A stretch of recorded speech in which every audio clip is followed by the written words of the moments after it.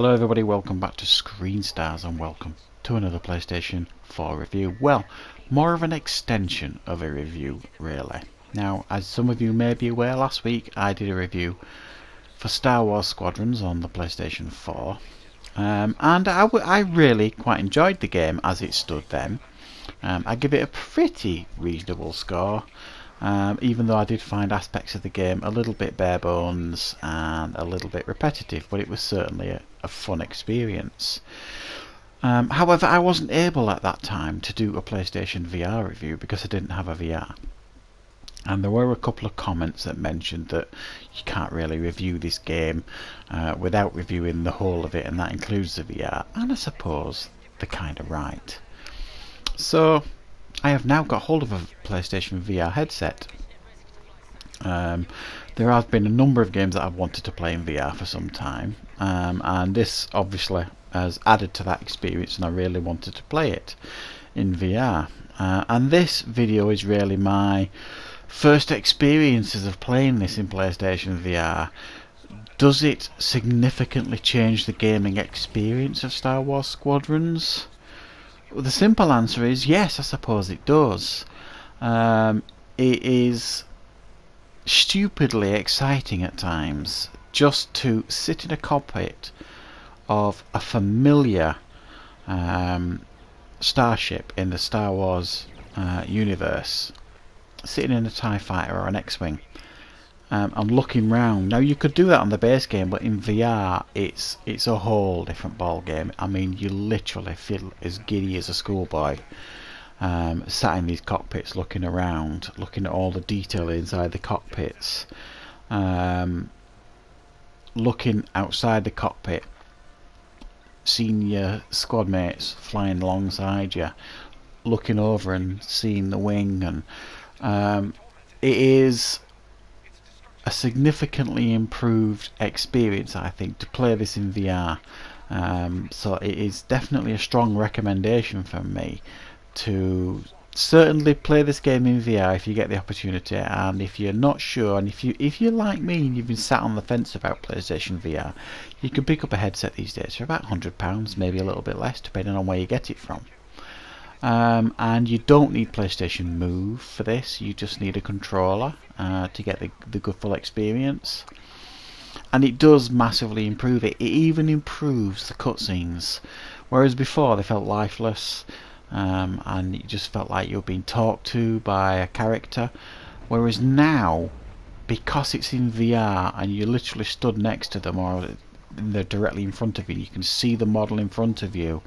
It brings up a whole new experience, and you can literally look round the hangars and soak in the whole atmosphere. And it's exhilarating flying around in the spaceships, experiencing this in VR.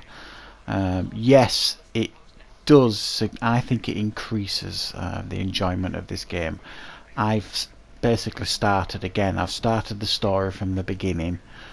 So that I could experience the whole thing again in VR, and it has certainly improved it.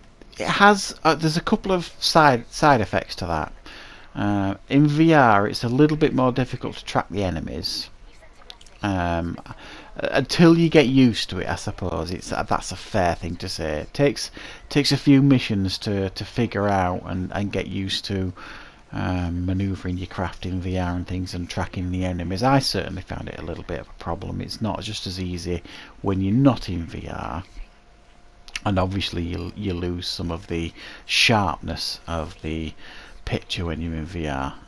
The resolution and things is not as good, but those are minor complaints, I suppose. It is a remarkable experience to experiencing this in VR.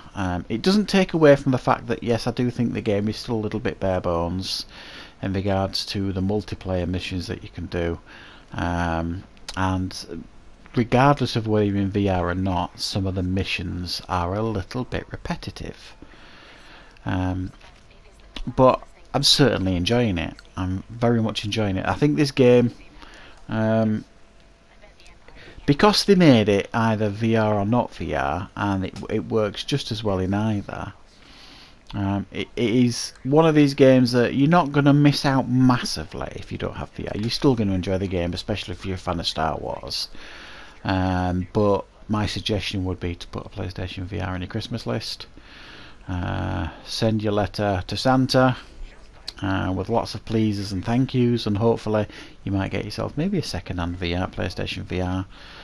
It's perfect time to get it. My understanding is that they will still be usable when PlayStation 5 is released. If you're worried about that, I've been told that they are going to be compatible with PlayStation 5 as long as you get the new camera with the PlayStation 5. You will need that for it to work, I think.